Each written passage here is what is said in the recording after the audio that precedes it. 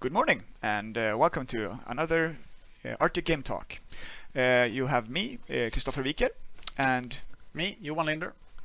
And today we have some news from Arctic Game Lab.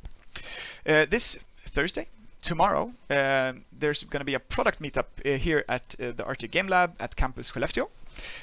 Come listen to Flattail talk about their journey to the release of their game Last Farewell.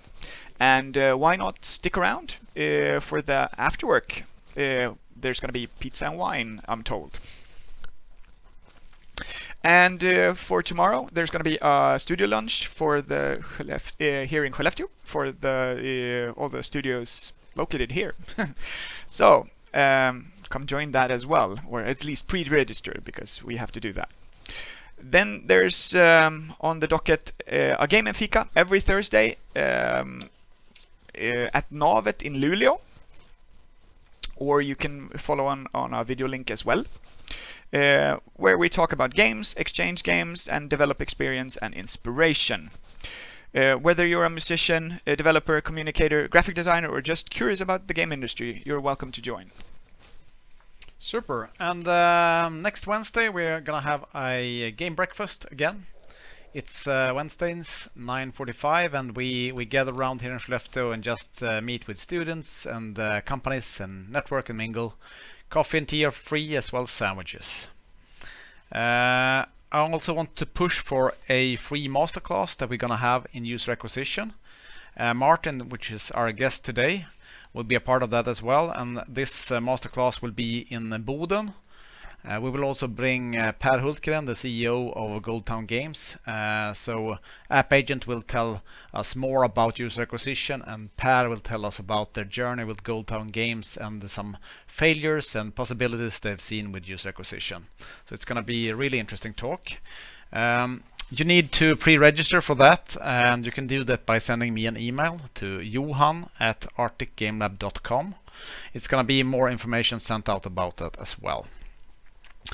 Good. We're also arranging a game jam now in Piteå, the 20th to 22nd of November. It's going to be, we hope it's going to be a big game jam, 50 participants, a lot of musicians on site. We will also bring people in from both Skellefteå, Luleå, and Boden. There's going to be buses and there's going to be accommodation arranged for you, and it's no cost as well. Yes. And we are beginning an introductory series of classes beginning on the 13th of November, the Friday, the 13th even, with Unreal classes in Unreal Studios. So there's going to be 3 sessions for 3 hours each. You can participate on site or online. There's 12 seats, I think, for the on site. Yes. And it's free for everyone. Yes, it's free for everyone. Yes. Yeah. This is the blurb. So, introductory courses offers you a chance to take the first step into the ever-growing world of Unreal Engine and real-time 3D. You will learn the ins and outs of the engine user interface, how to build your own 3D scenes and worlds, and implement your own ideas using the built-in visual scripting language Blueprint, without the need of any prior programming knowledge. There's going to be a link to this in the show notes. Yeah. Music. Following that, there's going to be music and games to be held in Luleå on December 10th. But there's going to be more info about that to come, so save the date. Yeah. We're also looking into a way to support our studios in the Arctic Game Lab region when it comes to recruitment, especially for seniors that's not in the region but wants to move to the region. So we're working on a setup to assist with that. We're gonna reach out to the major companies in the region about what competences they are looking for and how they can be a part of that, and more about information about that will also come later. Over to some local news then. We just received word today that the Luleå startup Ready Arena, as well as the Skellefteå companies Laserwolf Studios and Grand Pike, is sharing a total investment of 5 million Swedish crowns from the angel investor company Arctic Ventures. The common ground for all of these companies is that they have a game ID in the bottom, and then they add on unique technical innovation on top of that. So it's really fun that we see these kind of investments right now. Yeah, really. So more on that is that Goldtown Games announced on October 12th that on all agreements with Almi Invest Mitt, Sparbanksstiftelsen, Norrlands Riskkapitalstiftelse and Norrlandsfonden are ready for the completion of the transaction with the Sundsvall-based mobile gaming company Sideline Labs. And this is what the CEO Per Hultgren of Goldtown Games says. With the Sideline game deal, we are taking a big step towards the development of Goldtown Games and laying the foundation for creating a gaming group with greater breadth, more products and increased earning capacity. Together with Sideline Labs, we will launch a game that will appeal to the mass of American football fans and thus have a good prospect of achieving great success in the important North American market. Yeah, super. We also have some news. We gathered some politicians and local profiles from the sports industries and so on to playtest some of the games from the region, which was a great success. It was done the 27th of October and was covered by all the local press in the northern part of Sweden. And it was a big shout out and really happy participants seeing all the wonderful games that come out of the region. So that's fantastic. Yeah, and there's a whisper in the corridors here that companies are beginning to look for senior game designers. So if you're interested, contact us at Arctic Game Labs and we might be able to tell you more. Yeah, and if you have more news you want to share with us or share with the network, just send them to news@arcticgamelab.com. Yes. More on global and event news. Yeah, we have a game dev show right now. The Game Dev Show that hosts are Robert Beckström from Limit Break. He's there talking right now about how punk music has influenced games. We also have the computer games industry of Sweden. They shared their newly report, which shows that the game developers turnover grew by 27% and now amounted 24.3 billion Swedish crowns in 2019. These figures can be compared with the Swedish exports of iron ore and pulp, both of which were approximately 25 billion Swedish crowns in 2019, according to the statistics of Sweden. Yeah. Yeah. So, more on the news, what's happening. The Game Industry Conference 2020, or GEC for short, will be held on November 19th to the 21st, and it's going to be online this year. Yeah, and worth to mention is it's you pay what you like to be a participant. So for an indie studio, it's super easy to just participate. Yes. And it's a great conference. Perfect. More on that is that Nordic Game Plus is going to be held on the 24th to 27th of November. That's going to be online as well. And IGBS Indie Game Business? Yes, yeah. Indie Game Business Winter is going to be held on December 8th to 11th. And it's the longest running digital event series in the video game industry with its 17th conference. Yeah. So a lot of digital opportunities to participate in conferences and yes. Build your network. And now over to the guest of the week. Martin from AppAgent, welcome. Hello, Johan. Thank you for having me. Happy to be the guest of the week. And also awesome to see what you guys are doing with all the breakfast and pizza dinners and all the news. All the important things. All the important things. Yeah, exactly. So, should I start right away or do you want to do some official introduction? Well, I think you could start right away. I should mention that we will have a short Q&A session afterwards. So if you have any questions, just type them in the Q&A tool in Zoom, and we can go from there. I will also try to I mean, you can have your talk, and then we can add some questions, me and stuff as well, on the road. So that's going to be good. Please go ahead. All right, sure thing. So let me share my screen first. And by the way, don't hesitate to jump in at any point, because the topic, user acquisition basics, as everybody probably would imagine, it's quite a tough thing to go through in a given time. So I was thinking about how to handle this. So thanks, Johan, for such a challenge. But still, my goal is to provide a high-level overview of how modern UA works for games. So when I was thinking about what am I going to say, I always imagine a person on the other side who kind of has certain pieces of the jigsaw, but perhaps doesn't know how exactly the whole thing works, and he would like to have that overview. So that's why I won't be in detail in any of the areas, but kind of more focusing on the general understanding.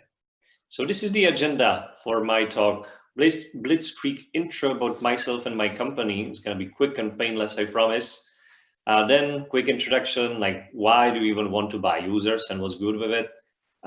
Where and why does paid user acquisition come in the life cycle? So that should serve as quite an introduction of the main part, which will cover, let's say, the main areas, kind of step by step, how to define the strategy, channels, creatives. What are the parts of the user acquisition that we usually see people doing? And last but not least, measurement and evaluation. And if we're gonna get there, also I'll chat a bit about user acquisition for different monetization methods for different games, and user acquisition and how it's dependent on different company sizes, and how does it work in the real life right now. So first part about myself, super quick. My background is economy, but then I decided to do computer graphics and game design, so I became an independent game dev for many years. Did Facebook games, eventually mobile games. When I got a lot of fun, but eventually got bankrupt, so I moved to marketing, and I wanted to steal all the knowledge at AppAgent to actually publish my own games. But I then learned that it's just a super exciting thing, and I decided to stay. And until now, I consulted 50 plus companies, worked a lot with data, marketing analytics, and all that jazz. This is our company. So now there's around 20 people based in Prague, consulting apps and games. We're doing everything around strategy, creativity, and user acquisition. So we're kind of a one-stop shop for apps and games, as I mentioned. Already helped 100 plus apps, many countries, and actually a big portion of our revenue comes from the north. And Gold Town Games and Far, who I believe is in this call, was actually one of our first clients. And my first business trip was to Skellefteå and for Gold Town Games. So how exciting is that? That's also the reason why I got hooked up with John here. So that's me and AppAgent. And now, why paid UA? I think that everybody here probably knows that the biggest publishers and in general game developers have to buy users for their games. But to kind of frame the rest of the talk, there's a shitload of games. And if you look at this chart, it comes from statistics, it's fairly recent. So just on the App Store, there's about 1 million games. And different sources say different things, but what everybody says, there's just hundreds of thousands of active games that you can download and play. So in case you think that you can just publish your game and the users are gonna come, well, you are mistaken. So there needs to be some kind of a source of players. And out of these hundreds of thousands of games, only a small portion has sizable revenues.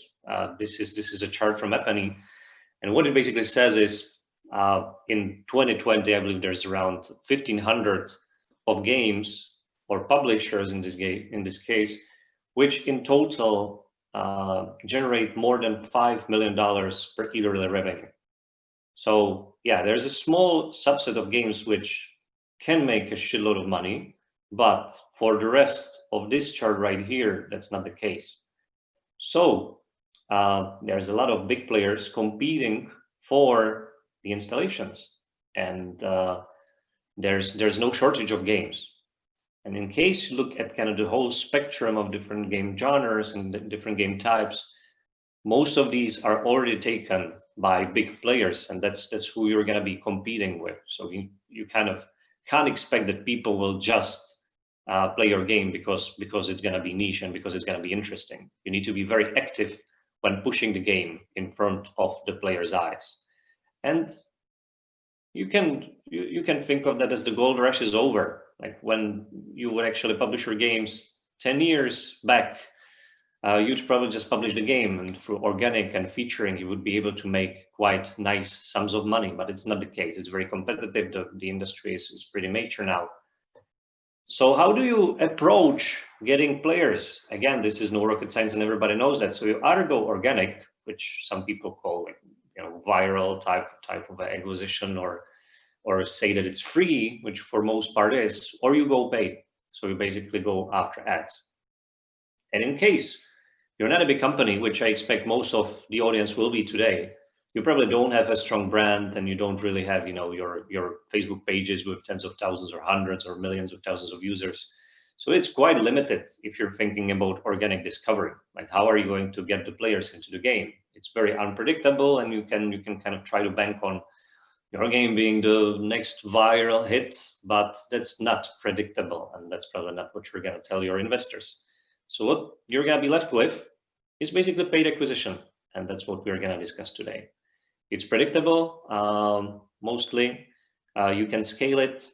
The vast majority of games go with paid user acquisition, and also, again, what's good about it versus organic, it's not really reliant on the organic traffic, which in turn is reliant on how the platforms work with, keywords for recommendation engines and stuff like that.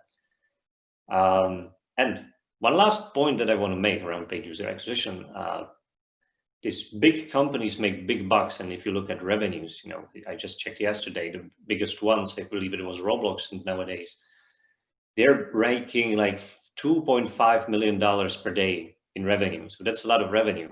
But if you think about it, there's probably a lot of user acquisition costs involved. So don't get fooled by that. Like, the biggest players are making a lot of money, but they're usually investing huge sums of money into paid user acquisition, because that's just how the market operates. And then, in case you invest that much money, you need to be smart and know where and how to invest it.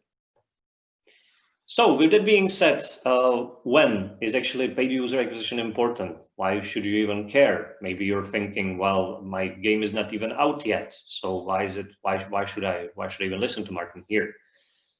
So I believe you should, because the market is kind of mature, and it's hard to find niches for games.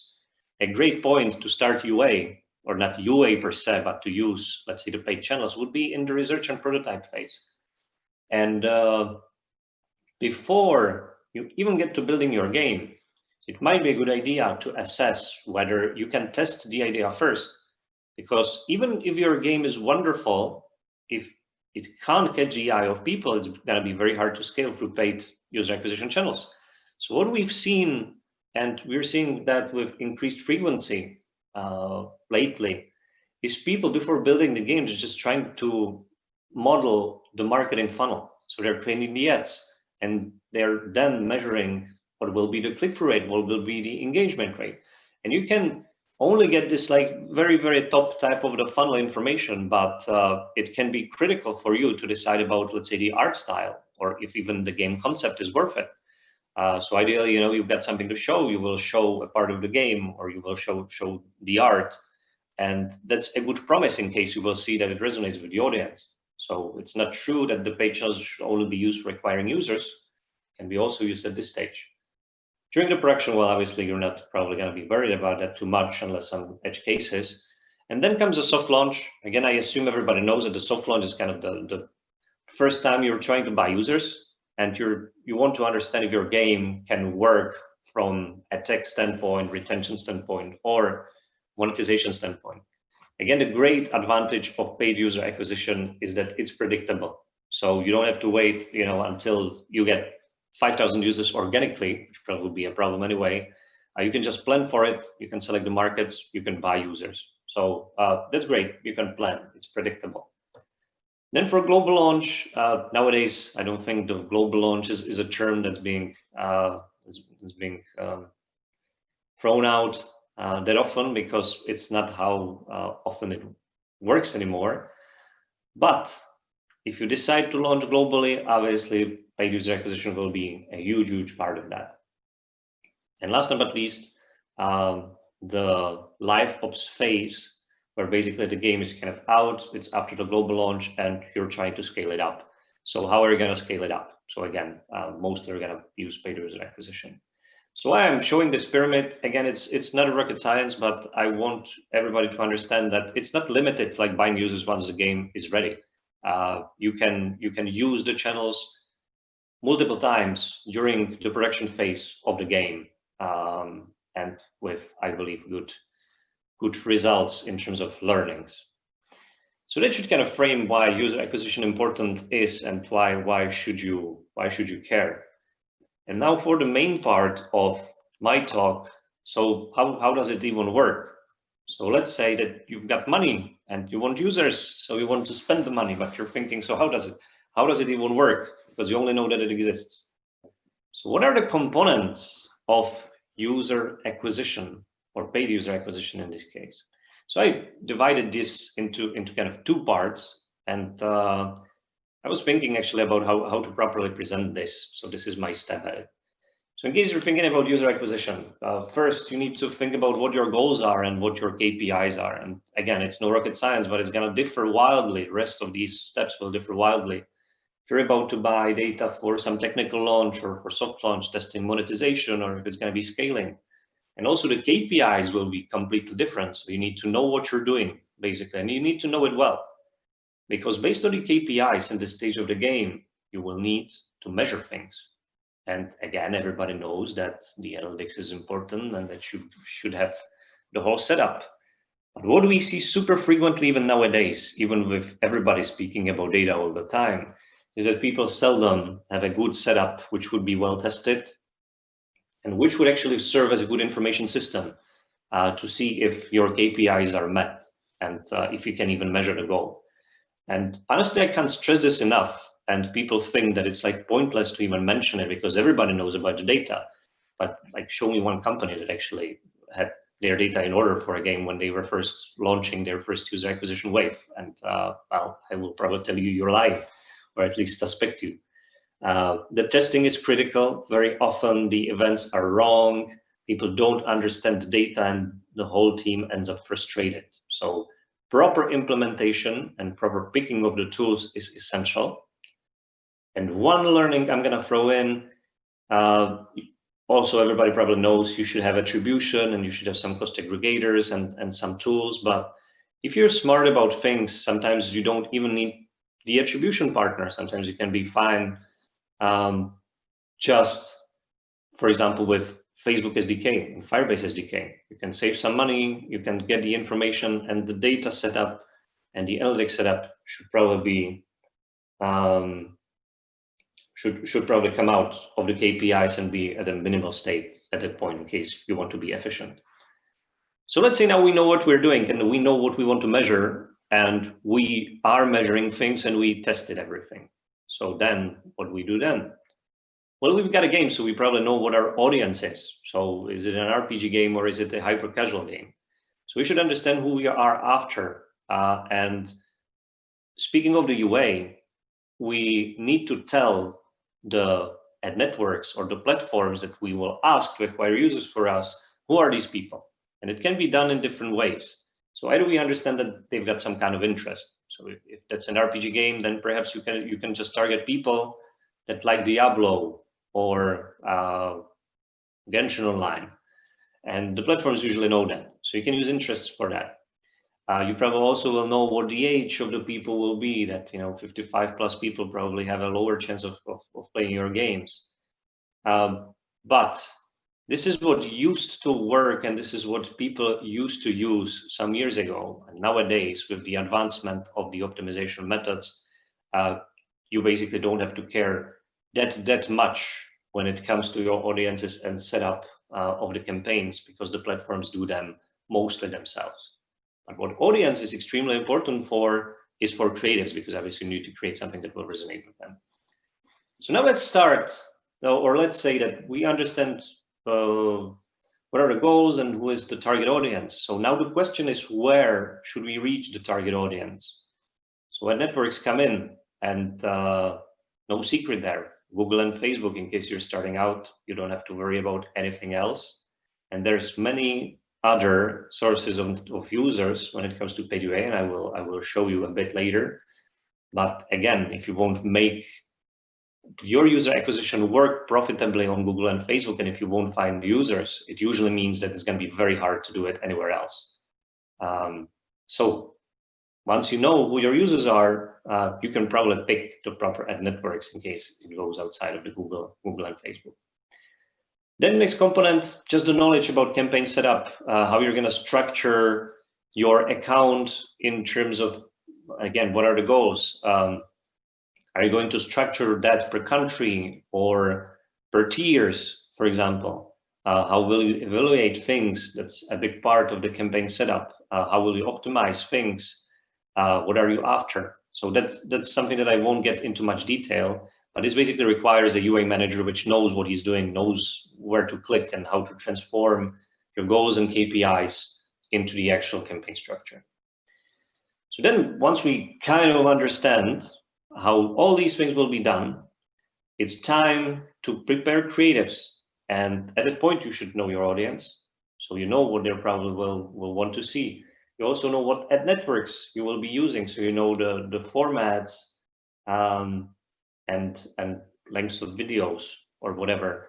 So then it's time to create ads with different motivators, feelings, and visuals. I will again get back to it later in more detail. And then the budget, that obviously is a big part of the planning. So what are you trying to achieve? And the budget will be probably very different in case you want to be testing day one retention versus day 30 retention or purchases. So you need to calculate how many users will you actually need in order for you to calculate the fit with the KPIs, and the budget will be probably the outcome of that calculation. And as a wrap up, the knowledge, that's an essential part of it. I don't think any of these points are new to you, and that's, again, no rocket science. But the execution and understanding how to work with all these components properly requires quite some knowledge in-house around data and creatives and user acquisition. So you should probably have a good understanding whether you can actually pull that off yourself technically, right? If you can get your benchmarks, you know where to look, if you can even like understand what the data say once you have some results from your paid user acquisition. So you should probably make sure that you've got all the knowledge that you need in order to visualize the process from start to finish.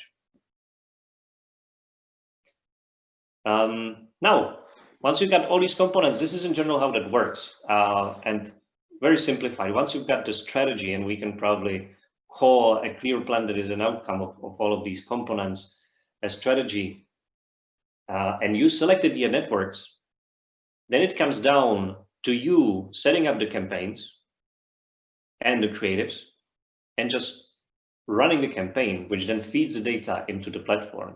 Let's use Facebook as an example. So you start running the user acquisition, you've got some ads, you've got some targeting, and then Facebook will start to get the information about which users are actually clicking the ads and which users are installing the ads and which users are making the purchases.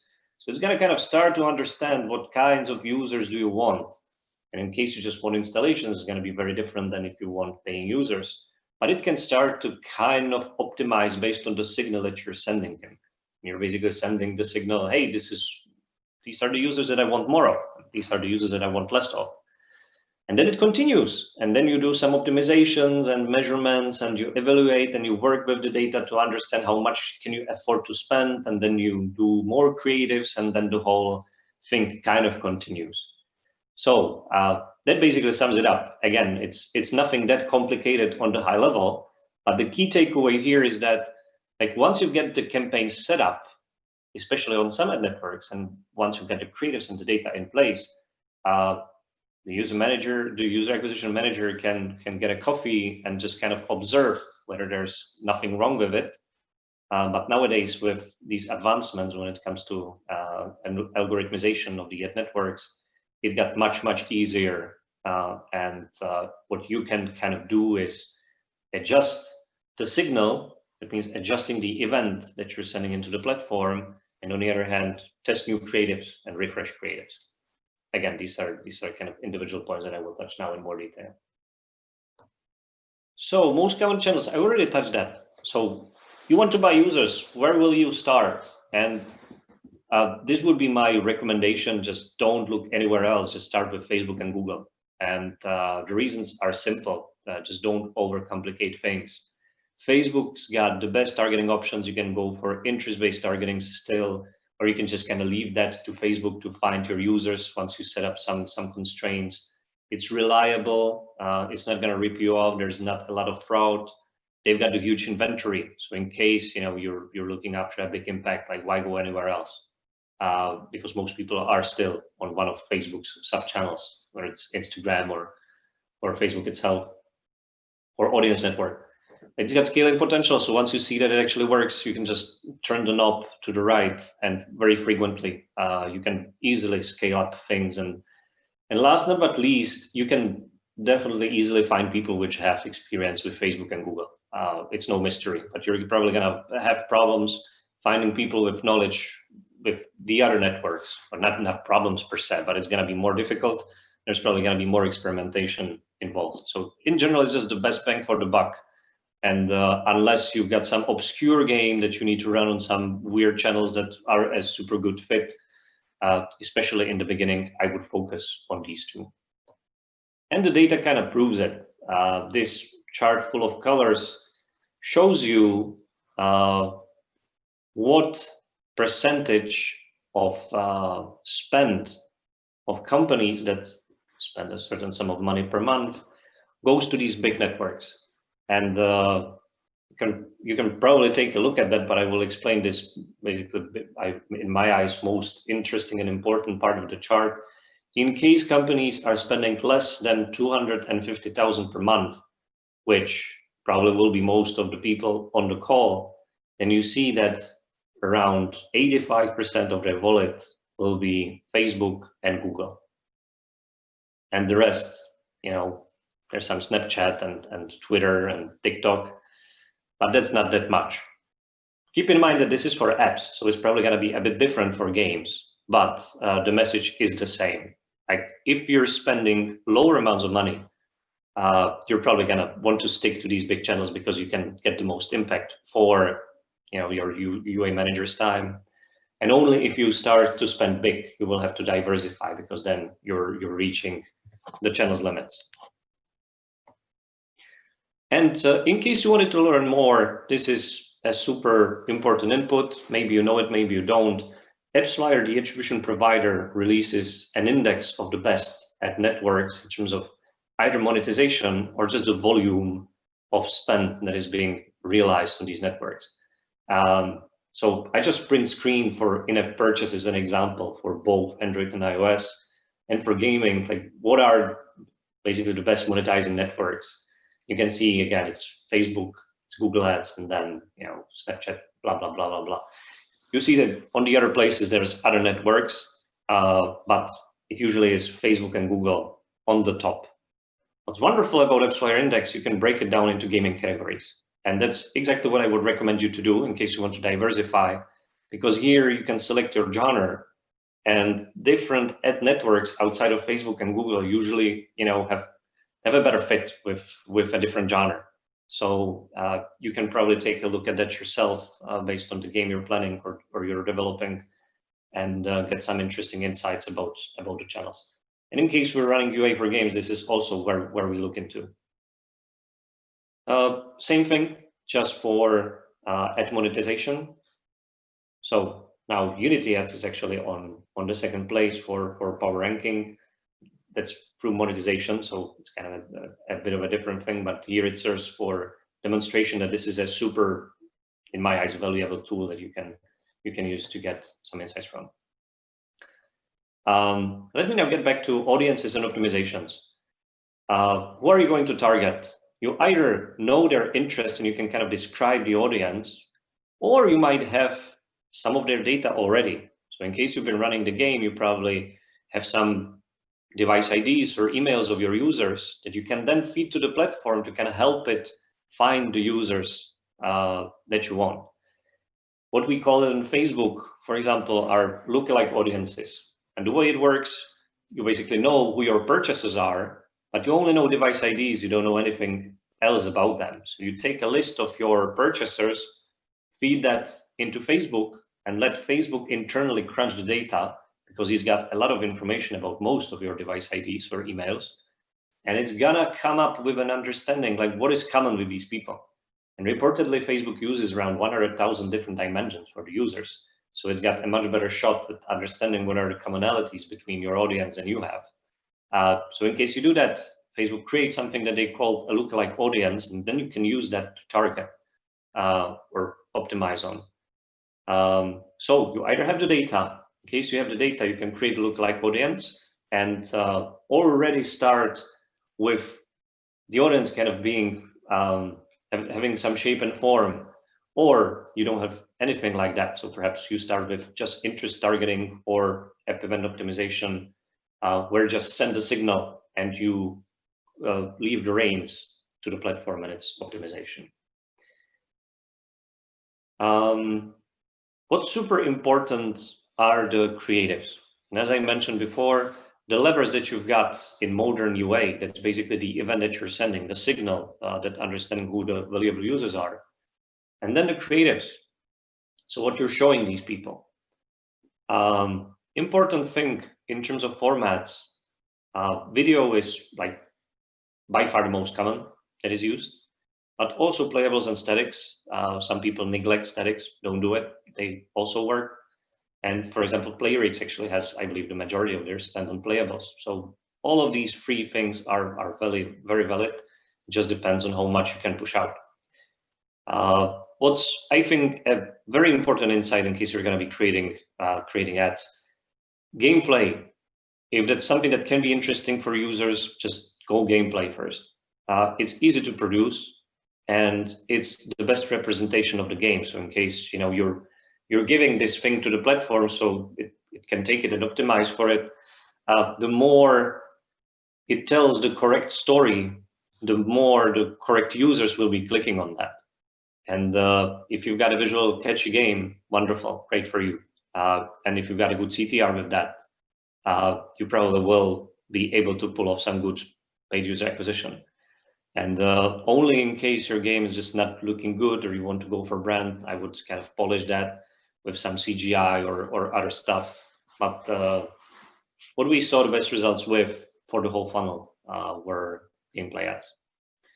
Creative refreshes, I think, super important also to acknowledge. Many people get into the launch or into the soft launch, they got free creative concepts and they think that they've got enough. So no, that's not true.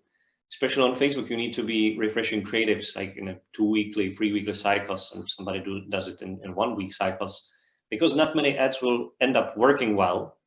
And not working well doesn't even mean that you're not gonna get a proper ROAS. It can rather mean that you're not even gonna be able to run the UA, because the results will be so bad that the platform will just refuse delivery. Happens again, sometimes on Facebook. So it's extremely important not to only have ads, but to have a system or a process which is gonna spit out ads in cycles. Because otherwise, everybody's gonna blame the poor UA manager that the campaigns are not running. And at the end of the day, like, what is he supposed to do if he doesn't have ads that he can test, and if he doesn't have ads that can actually drive some traffic, that have a good CTR? So bear that in mind. I think that's the most important thing on this slide, because we've seen that so many times that people create a couple of concepts, and that's it. And then when we ask for more ads, it takes 2 months. And yeah, that's just not how it works. You need to be able to refresh things and test things, a lot of it. And yeah, for the sake of time, I'm just gonna skip ahead. This is very closely connected to creatives, and I just wanted to show the context that the creative itself and how does it look should be connected to also your store and also your game. And some people kind of, there's a lot of fake ads on the market that actually go against that recommendation. But what we saw works by far the best is this type of a connection, where you get the same visual elements in the ad, then it's in the store, and then it's in the game itself. Maybe it won't have such a good CTR, but at the end of the day, the funnel is going to work by far the best, because people feel at home. and they understand that they're not being lost on the way. So Playrix actually does a wonderful job with these types of things, and they start with a lot of fake ads, but nowadays what they're doing is not only fake ads. We basically have an ad which uses some kind of a gaming principle that is in fashion nowadays. Then they actually adjust the store listing and the icon to fit that principle if they find it works. And they will actually even then make a mini game out of that thing in the app itself. So it's a wonderful example of a big company doing an awesome job with something like that they actually have the connection. And many people thought, well, so Playrix is, using these fake ads, so let's just use fake ads because there's the guy with these needles and pulling, and it's got a good CTR. So, well, that is true, but it's only a part of the story. The whole story is the connection from the ad into the app, and also acknowledging that in the product and having a full circle there. When creating ads, very quickly, reflect the placements. Like you should very well understand how the final ad will look like and how and where is it going to be displayed. Otherwise, you're going to be creating ads for one network and they're going to be displayed in a different context with different copy, for example, on top. So always think about that. Measurement and evaluation. Last part, no rocket science again. You probably should take care of your LTV and CPI, and you should be able to measure things and get it understanding. So why do we evaluate? I think that's pretty clear. Everybody wants their game to grow, but the funds are limited. So you need to make sure that you're spending money on users, which will pay you back more money that you invested. And you need to be able to understand if you are profitable or if you will be profitable. And now there are many differences when it comes to different games and different monetization methods and different payback windows. But this holds true. Like if you're spending $1, you need to have perfect certainty that you know what's going to happen with the dollar. Otherwise, what sense does the spend have? Unless you're obviously buying data in a soft launch, for example. But in case this is a long-term thing, you need to make sure of that. So how do you measure that? And again, this would be a topic for a full day workshop just to get you into the picture of kind of how the tools are and how they work and interact with each other. But there's many tools for that.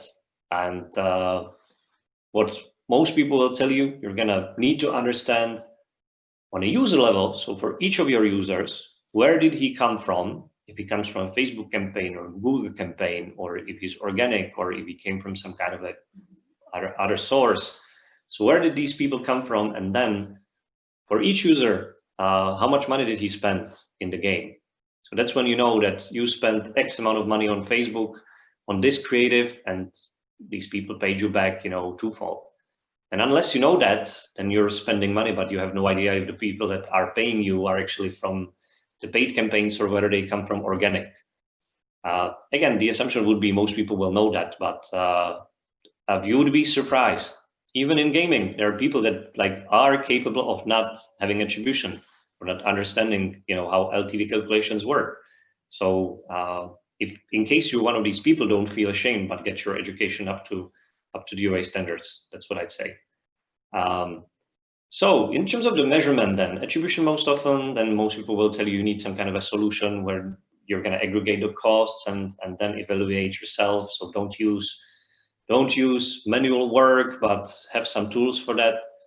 I would tend to agree with them for the most part, but still, in case you're a starting developer, there are easier ways. You can have a Facebook SDK which measures most of these things, and you're going to be well off in case you're going to be using Facebook. So don't get trapped with the big guys talking about all the tools that you need. Like in case you're successful, you will eventually need them, and it's just super clear.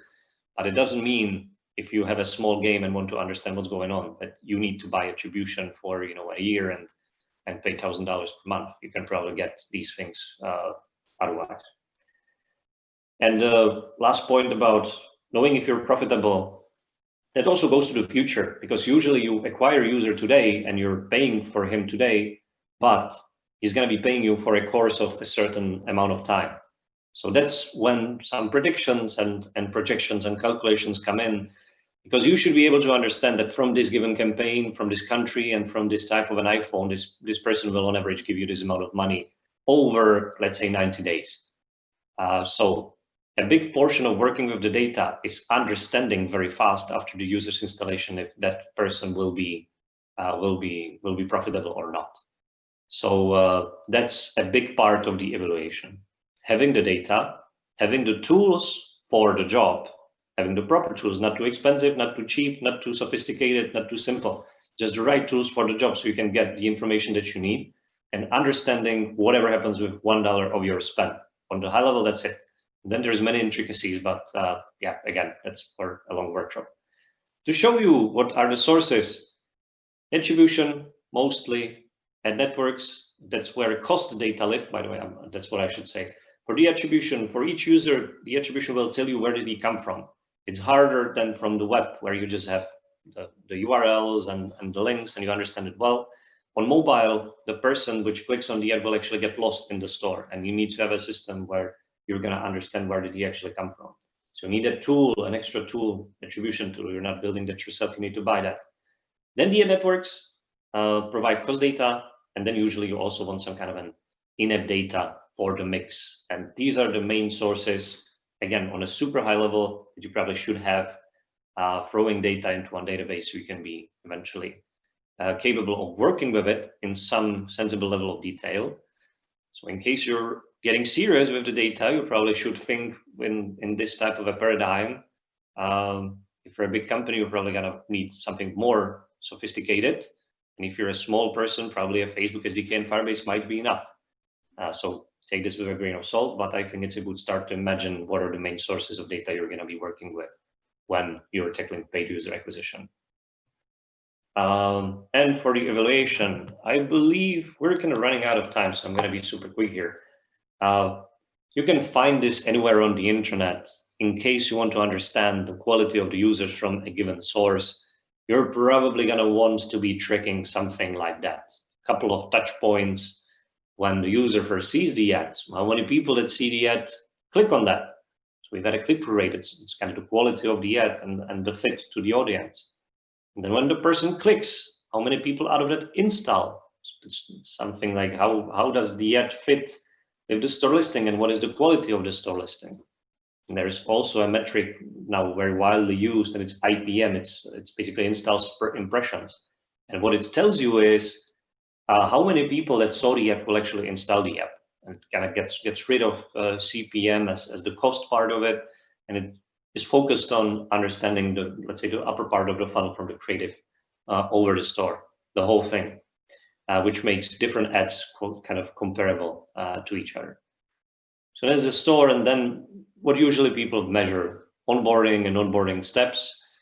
It's already at the bottom of the funnel, so probably you're going to be looking at it differently if you're a product analytics guy in much more detail. But for marketing, we're usually interested in, so yeah, we bought, there were these impressions and this many clicks, so now we've got 100 installs. So how many installs actually onboarded? So is it 20% or 80%? And it tells you if the traffic is super shit or whether it's actually something relevant. Then retention, obviously, you want to see if the people only open the app or if they stay for a long time. And obviously, how many people convert to payers? That's essential. And one thing that I should have mentioned and didn't, in case you're running ads, it's extremely important to optimize for a proper thing. And in case you're telling the networks that you want installs, they're going to give you installs. But sometimes you don't want installs because installs don't make purchases. Sometimes you want purchases. So setting up a proper optimization method is extremely critical for each app. Hyper casual games probably want a super low CPI because they are after the volume, and there's not that much of a difference between players. But in case you've got a hardcore RPG game, there's going to be a small subset of players which will spend a lot of money. So you need to have a super precise targeting for the RPG game and a very wide fishnet for the hyper casual game. So that's when the optimization methods come to play. And if you want installs, you're going to get installs. And if you want purchases, they're going to be much more expensive. But in case of some games, they can give you a much better ROAS results. So just very quickly, what tools you need, there's a shitload of different tools. So it's sometimes hard to pick the proper ones. And one last thing that I wanted to show you, marketing dashboards, different people do it different ways. You usually will end up with some kind of a table like this, where you've got your campaigns, your kind of units. At which level does it make sense for you to break these down? It really depends on the situation. But you should have a clear understanding about how does the funnel look like, and what was the CPIs and stuff like that. And fast forward to that, some people still get stuck on CPIs and the cost per installs, and they're saying, yes, we want 1,000 new users, and the CPI should be like under $3. It's always very hard to like explain how much of a nonsense that is from a certain point, because you're just buying installations. That does not really mean anything. And I understand that logic. It's very easy to tell people, yeah, so the CPI was $2 and we bought 2,000 users. It's very relatable. You can understand it. And the ROAS metric or any kind of an ROI metric, it's probably harder to understand, and it's harder to push through in case you're paying $200 per purchase, right? It's, the $2 per installation just sounds that much better. But at the end of the day, the installs are very deceiving. So one thought that I'm throwing out there that I'm convinced of, for some apps, CPIs, for some games in this case, for some apps and games, the CPIs are still very important. We always track them, we always report them, but very frequently that's quite a vanity metric. I saw bids for $1,500 for a purchase, for example, in some cases, right? So that's not something you will do with your ordinary CPI campaigns, but these were extremely profitable. So that's one thing that I still feel is kind of the residual mindset of many people, that the CPI is important, and it's important, but it's much less important than it used to be. This is just an example of the same thing in Data Studio that we created. It's from our internal tool. We know that everybody's got their own different needs, and they define things differently. So that's why we created our marketing analytics for the agency, because then we can sweat things and we can work with the data. And that's probably something that you would land at once you have a game that actually starts to take off. You've got multiple channels, and it makes sense to invest into something because it's going to save time and frustration. So I think I won't get into the extras. I don't know, Johan, what do you think? I think we're already like over time. I try to be fast, but probably failed at that miserably. I think we can save the extras for the masterclass, perhaps. For those that arrived late, I will also mention that again, that we will have a masterclass with you, and I feel it's a great need. I mean, this is a complicated matter, but really important. The masterclass will be 18th of November in Boden, so you can send me an email if you want to participate in that one. And I must say thank you, Martin. This was really good talk, super interesting, and very complex matter as well. An eye-opener. Yeah, absolutely. We will have some questions in the chat and the QA tool. Yep. I know we have one question now, actually from Per. How much time do companies spend in the cycle, depending on game, of course? What do you mean by the cycle, Per? I'm not sure which cycle exactly do you mean. I think it was in the beginning of your slides. You showed like the typical cycle for how to launch a game. Yeah. Oh, you mean the pyramid with the steps? Yeah. Huh. Well, depending on the time of the type of the game, that's very clear, Per, and it's hard to say because some development cycles are very long. Let's say you've got a big IP game, so probably you're going to be developing that for some time before throwing that on the market. But if you're going to have a hyper-casual game, then I know companies that are testing multiple ideas per week. So in that case, it's very different. And I would say that, in case I look back at the pyramid, research and prototype, hard to say. I'd say units of months. For the production phase, widely differs. I would say 1 year, and that's just kind of my limited sample. I think it really heavily depends, so take it with a huge grain of salt. Then for soft launch, I think some companies just spend far too much time in there because the game is already dead. They just don't realize it, and they probably should cancel it anyway. And they're kind of trying to hold onto their baby and breathe some life into it, but it rarely happens if you have shitty numbers. So the soft launch, it can be over very fast. It can be over in a month or two, but the line between soft launch, global launch, and the live ops, I think it's very, very blurred nowadays. And these parts were kind of, I would say, strictly divided in the past, because one of the strategies people had was, well, let's soft launch it, let's make sure that the whole thing works and that it can monetize, and then just front load a lot of cash and get trampolined into the top 10 and get a lot of organic boost. And if you got that, you could actually make a lot of money through that strategy. So that's why it was really important to be ready before the global launch. And also at that point in time, like, the platform is not feature you in case you already launched the game globally. So these were the reasons why there was the distinction of these phases, but I believe it's quite different now. So for this soft launch, global launch, and live ops, there are blurred borders, and it can basically take forever, to be honest. And one thing to add, I believe that the live ops part is extremely important, and I can't even stress enough how important that is, because only with live ops you will get that long-term LTV up significantly, or not only through that, but you can achieve great results for that. And if you increase the LTV, what it means, you can buy more users for a higher price.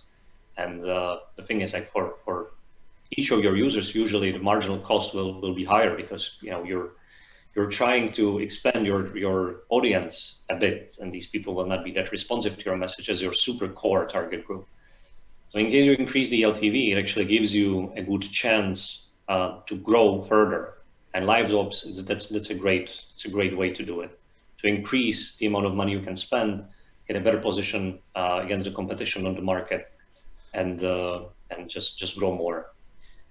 So that's, I believe, like, a part that is trends changing. It's partly answering your question, but I would be kind of reluctant to answer that, because it really differs very, very heavily. If you give me per one example of a game, I can probably give you some let's say, more precise thoughts, but impossible to answer in general terms. Per's also wondering about if trends is changing.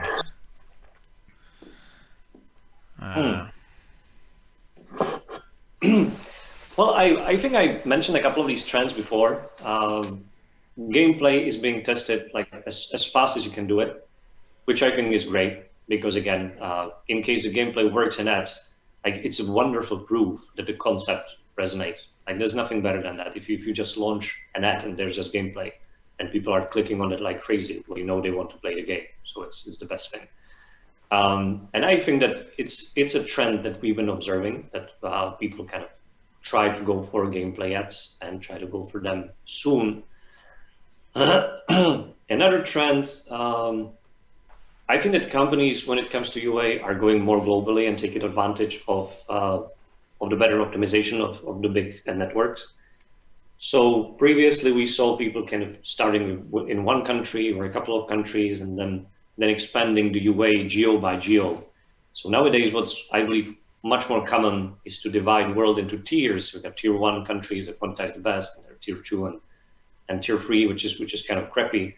It's very easy to manage, or perhaps not easy, but much less complicated to manage, because you only have, let's say, a couple of units for different tiers. You can set different budgets, and it's much more streamlined, much easier, and it kind of expands the audience. To be honest, I think that's the biggest advantage. Like, in case you're after Czech Republic and you want to launch a game in the Czech Republic, well, you're gonna have to spend a lot of time managing that campaign. But if we're a part of tier 2, I don't know, Czech Republic, if it's tier 2 or tier 3 or whatever.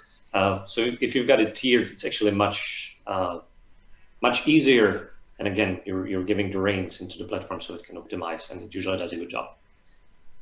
So that would be also the trend. Yeah. Do you see, when it comes to, like, how much money do you need as a small studio to spend on user acquisition? Is it like a lower limit you need to have in your war chest? Once again, it's kind of the question without an answer in case you don't give me any specific details, but it depends. Are you testing something in a soft launch? Like, are you after a technical test? Well, then go to India, target some proper devices, buy users super cheaply, and see if that works technically. And if you're after retention, then again, like, what are the cheapest spots where you can get users that will at least play the game? Like, you don't have to have monetization, so you're after people that don't monetize but play. And you're looking for a proxy. So probably then the installation won't be $3, but it can be a small fraction of that. In case you want to measure retention, so what retention are you measuring? So are you retentioning day 1, or are you measuring day 7 or day 30? So based on that, you probably need to have a certain sample. So the way, I'm not going to give you a number, but I will give you my logic, which would be in case you're after day 30. So what do you expect is going to be day 30 retention? So let's say you estimate it's going to be 10%. So that means that for each person, you're going to have 10 installations. So in this proxy country, what is the estimated CPI times the number of installations? So that would be your budget. Like, it's simplified, right? But that's the logic. Like, how many samples do you need in order for the whole thing to give you some valid results? So you will probably very soon realize that, well, if I've got 150 installs per this ad and I got 2 purchases, well, I probably should not make any conclusions based on the monetization there, but you'd be surprised how many people just do exactly that. Yeah, I guess, I mean, you need to have a set of different ads and try them out to see if there's if they're working. So you need Yes, you need to make a good case to study, and that means you need a specific amount of money to just be able to do it. You can't start with just as little as a really small amount. You need something to work with. I mean, in case I wanted to give you some ballpark numbers, I probably would, my thinking would start at least $5,000. Yeah.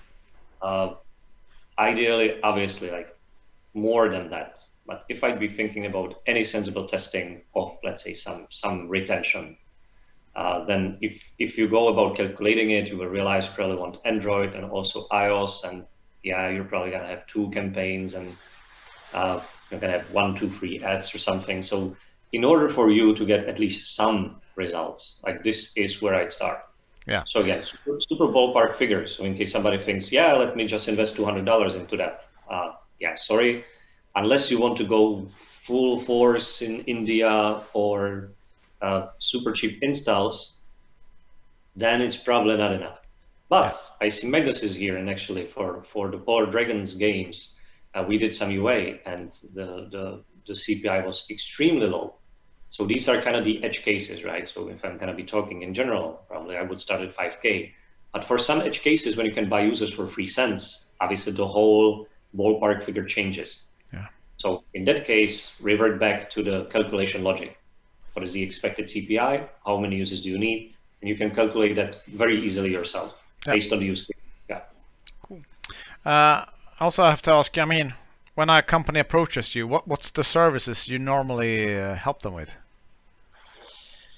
So what we normally help with, we've had a couple of use cases that we do often, growth audits, where the company just wants to make sure they're doing something well. So we look at what they've got, we look at their holes, and that can be a start of some deeper cooperation. Sometimes we outsource, or the companies outsource their marketing team to us. So they're focusing on the product, and for App Store optimization, creating assets, all the visual stuff, running user acquisition, creating strategies, and consulting them on how to kind of put the game on the market and measure things. That's also what we do. So then companies approach us once the game is almost finished, and they realize that, well, all right, we're probably missing the knowledge component when it comes to the UA, and we're not confident, so probably we should have somebody look at that at least. So that's quite a common case for smaller developers and smaller companies in general. For bigger companies, it usually is a subset of the activities, and it can be a consultation around data, for example, how to measure things, predicting LTV, or very frequently it's ads. or ASO, because these are things that can be outsourced, and the creative teams get burned out. They want more ideas, and they want somebody to just kind of plug themselves into their process. So that's easy to outsource. The bigger companies usually don't outsource anything else. Like they've got their own teams for many things. So it's usually some things where their creativity stalls, or they need some very specific type of input where we take part in that. So as you can see, again, no easy quick answer. It can differ wildly. So the good thing is we're a one-stop shop. So quite frequently we start with, for example, creatives, but then we realize that, hey, so we should probably also look at this and look at that. And then we end up consulting growth and the business in general. Cool. Interesting. Yeah. So we have more questions here. Thomas, Yes. Jonathan is asking, what are some creative ways that you have seen mobile game companies create UA campaigns based on existent profitable audiences within their apps? For example, differing ad creatives, customizing onboarding and more based on specific game features, usage of the existent users that are mirrored into a Facebook campaign. Sure thing. So I think that building audiences in this way and combining that with proper creative is a wonderful way once you see your game being profitable and you want to optimize. And in general, once you're working with the data, you can segment users based on what they do in the game. So let's say we've got, thinking of an example, let's say you've got an RPG game which has a social aspect and then a management aspect and also a very, very strong warrior aspect. So from the data, you can probably find out subsets of users which are heavily into one of these things. And that's an audience right there. And what you can then do, you basically, again, build the audience based on these people. And you basically tell Facebook, hey, so these are my warrior guys. And I want to show them these ads. And you design ads specifically that will run based on that lookalike audience.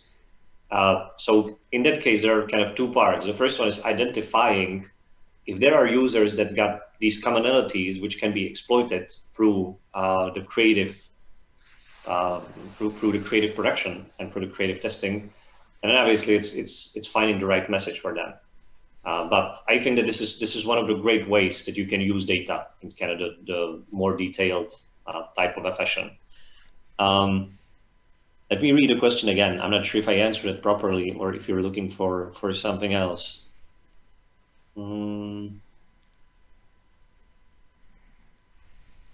Customizing onboarding. Example again would be to play rigs of that customization. Like they're always on the search for things that come up on the market and which resonate with people. So then they put that thing into the ad and they create a connection in the store, and then they've got a mini game in the app for the type of a connection. For the customized onboarding, the same way it could be probably done as I explained previously. Like you've got a warrior, so then you can have a different onboarding for the person based on the data. You can basically deep link him from the ads, we understand where he came from, and then in the product, you can adjust it. Many things can be done. The question in my eyes always is, like, is that worth it? At what scale does this thing become worth it? And is the product right for that? But it can be extremely interesting and just fun exercise to go through something like that. Cool. It's a great question. Yep. Really interesting to listen in on as well. An aspect, I mean, the more data you get, the better user acquisition you can do. So that's going to be really important for the developers to just get as much data trackable as possible. I think that's partly true, but the hard part is not getting the data. The hard part is working with the data properly and creatively working with the data, right? Because everybody can construct, or not everybody, but most people can just simply construct funnels and they can do the analysis, right? But it's about asking the right questions. It's about understanding. So creatively, again, so what could these, let's say, segments be? And how can I find my answers? And why do people monetize? And what actually is happening there? And from that question, being able to construct let's say, the framework of how data engineer or data analyst should approach a task. That's what I see as kind of being the biggest bottleneck. Yeah. It's not just working with the data because it's a technical skill, but it's about kind of taking the normal questions like, yeah, why are the people paying? And transforming that into a couple of, let's say, charts and outputs and tables where you will be able to understand that information. So not about the volume of data. I think that's everybody can do that. But this part, that's the creative part. That's where the brains kind of get to work really. Yeah. Yeah, cool. Fantastic. Well, it was a true pleasure to have you as a guest, Martin. Looking really forward towards that masterclass with you. I also got to mention that we will have Arctic Game Talk now again in 2 weeks. And the speaker for that Arctic Game Talk will be Linda Kiby-Zetterman from Warp Zone Studios. And she will, they just launched their new game. And she will talk about developing games for less money. So that's going to be interesting as well. So please sign up for that, and we'll see you in 2 weeks. And thank you for this time. Bye-bye. Okay, bye-bye. Thank you, everybody. Have a great rest of the week. Yeah. Martin.